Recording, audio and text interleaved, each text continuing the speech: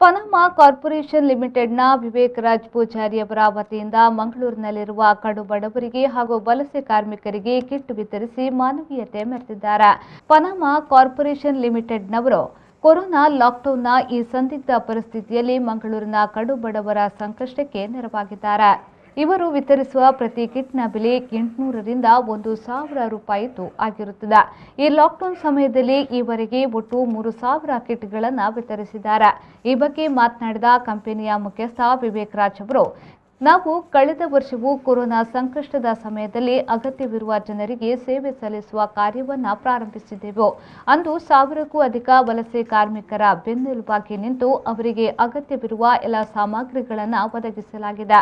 ಅನಂತರ ಬೀದಿ ಬದಿ ವ್ಯಾಪಾರಿಗಳತ್ತ ಗಮನ ಹರಿಸಿ ಮಳೆ ಬಿಸಿಲಿನಿಂದ ರಕ್ಷಿಸಲು ಛತ್ರಿಗಳನ್ನು ಕೂಡ ಒದಗಿಸಿದ್ದೇವೆ. ಈ ಬಾರಿಯೂ ಲಾಕ್ಡೌನ್ನಿಂದ ತೊಂದರೆಗೊಳಗಾದ ಜನತೆಗೆ ಕಿಟ್ ವಿತರಿಸಿ ಅವರ ಸಂಕಷ್ಟಕ್ಕೆ ಸ್ಪಂದಿಸುತ್ತಿದ್ದೇವೆ ಎಂದು ಹೇಳಿದರು. ನಮ್ಮ ದೇಶಕ್ಕೆ ಕೊರೋನಾ ಮಹಾಮಾರಿ ಬಂದು ಇವತ್ತಿಗೆ 14 ಮಂತ್ಸ್ ಆಗಿದೆ. ಈ 14 ಮಂತ್ಸಿನ ಹಿಂದೆ ನಮ್ಮ ಸೆಂಟ್ರಲ್ ಗೌರ್ಮೆಂಟ್ ಆಗಲಿ ಸ್ಟೇಟ್ ಗೌರ್ಮೆಂಟ್ ಆಗಿರಲಿ ಟೋಟಲ್ ಆಗಿ ಅನ್ಪ್ಲ್ಯಾನ್ಡ್ ಲಾಕ್ಡೌನ್ ಮಾಡಿದ್ದಾರೆ. ಅದರಲ್ಲಿ ಮೈಗ್ರೆಂಟ್ ವರ್ಕರ್ಸ್ನವರಿಗೆ ಮತ್ತು ಈ ಡೈಲಿ ವೇಜಸ್ ಮಾಡುವವರಿಗೆ ಟೋಟಲ್ ಆಗಿ ಅವರಿಗೆ ತುಂಬ ಕಷ್ಟ ಆಗಿದೆ. ಊಟ ಸಮೇತ ಅವರಿಗೆ ಆನ್ ಟೈಮ್ ಸಿಗ್ತಿರಲಿಲ್ಲ. ಅವರವರ ಊರಿಗೆ ಹೋಗಲಿಕ್ಕೆ ಅವರಿಗೆ ವ್ಯವಸ್ಥೆ ಮಾಡಿರಲಿಲ್ಲ. ಸೊ ಇಂಥ ಟೈಮಲ್ಲಿ ತುಂಬ ಜನರಿಗೆ ಊಟ ಇಲ್ಲದೆ ತುಂಬ ಸಫರ್ ಆಗ್ತಿದ್ರು. ಅಂಥವರಿಗೆ ನಾವು ಲಾಸ್ಟ್ ಲಾಕ್ಡೌನ್ ಬಂದಿದ್ದಾಗ ಒಂದು 10,000 ಜನರಿಗೆ ನಾವು ಮಧ್ಯಾಹ್ನ ಮತ್ತು ಬೆಳಿಗ್ಗೆ ಊಟದ ವ್ಯವಸ್ಥೆ ಮಾಡಿ ನಾನು ಕೊಟ್ಟಿದ್ದೇನೆ. ಮತ್ತು ಜನರಿಗೆ ರೆಗ್ಯುಲರ್ ಇನ್ಕಮ್ ಬರಲಿ ಅಂತ 10 ತಳ್ಳುಗಾಡಿಯ ವ್ಯವಸ್ಥೆ ಮಾಡಿಕೊಟ್ಟಿದ್ದೇನೆ.